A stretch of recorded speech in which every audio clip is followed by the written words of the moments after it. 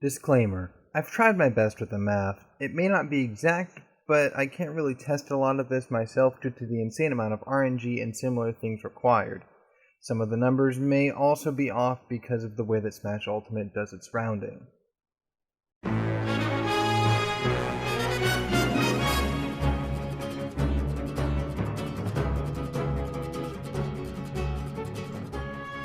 Ever since Smash's debut in 1991, it's been a game based on numbers. If your opponent has a higher percent value and a lower stock number, then you're on the path to certain victory.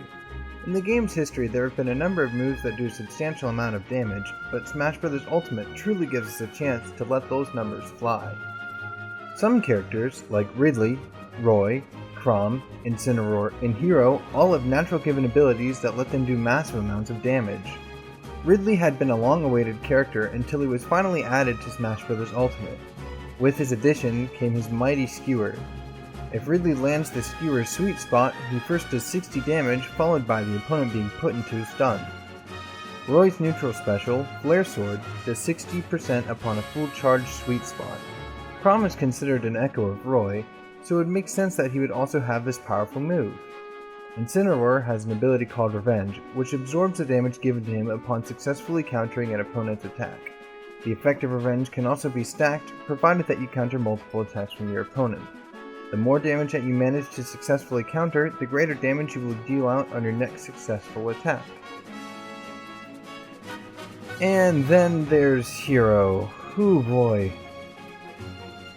Well, Hero's main gimmick is basically being a walking roulette wheel. They've got multiple ways to buff themselves and become stronger, as well as a boatload of RNG to boot. Hero has a 1 in 8 chance to perform a critical hit when using a smash attack, which will double their damage output and significantly increase their knockback. Hero's down B lets them access the spell menu, where there are 21 in all. However, there are 3 main spells we're going to be looking at, and they're Oomph, Psych Up, and Hocus Pocus. Because of the insanity that Hero brings to the table, we're going to be using him to find our max damage. I found that the most damage you can do without using items is roughly 246.3%.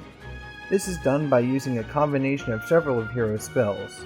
In order to achieve this, you need to have an Oomph and a Psych Up active at the same time. After you have those 2 effects, you have to hope that Hocus Pocus gives you a giant effect. And then you really have to hope that you land a crit on a fully charged F-Smash. You also need to make sure that F-Smash isn't stale. When a move is stale, it does less damage, so we obviously don't want that. It'll only marginally increase the damage, but it will help. In addition to buffing Hero, we also need to have a Shulk with Buster Art activated.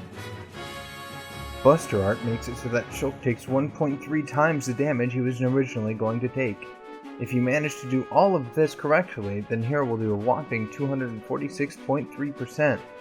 However, once we introduce items and spirits into the mix, we can easily push damage past 1000%.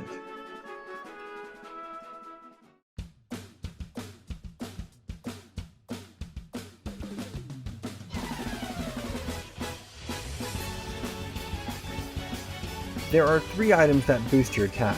Well, technically there are 4 if you have the right spirits. Mushrooms have an identical effect as Hero's Hocus Pocus effect.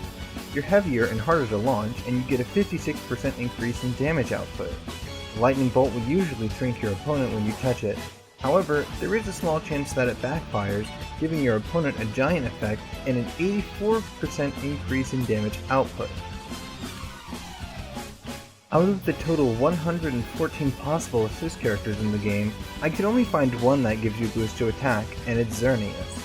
When Xerneas appears, you get a nice golden coat and a 65% attack boost. The 4th item is actually an entire subset of items, Food. Now, normally, Food will not give you any stat boost. It will only heal a little bit of health or give you some other special effect. This requires that you get any spirit that has a stats up after eating effect, which will increase all of your stats, including attack. Speaking of spirits, there are quite a couple that boost your attack, but there are too many for me to list or care about. Instead, I'm going to talk about 4 that give us the biggest boosts. Both Metal Killer and Giant Killer cause a 40% damage increase if the opponent is either big or made of metal. If the enemy is both, the effect gets stacked. Trade-off attack gives you a 23% boost in attack, but you immediately start at a disadvantage with 30% damage. This effect can also be stacked upon itself, but the more of it that you have stacked, the greater damage you take. First 30, then 60, then 90. And then finally, if you bump yourself up past 80% damage, then you'll get the effect of critical health attack up. The wiki claims this as a 10% multiplier, but I've run some numbers on this a couple of times, and it's kind of iffy.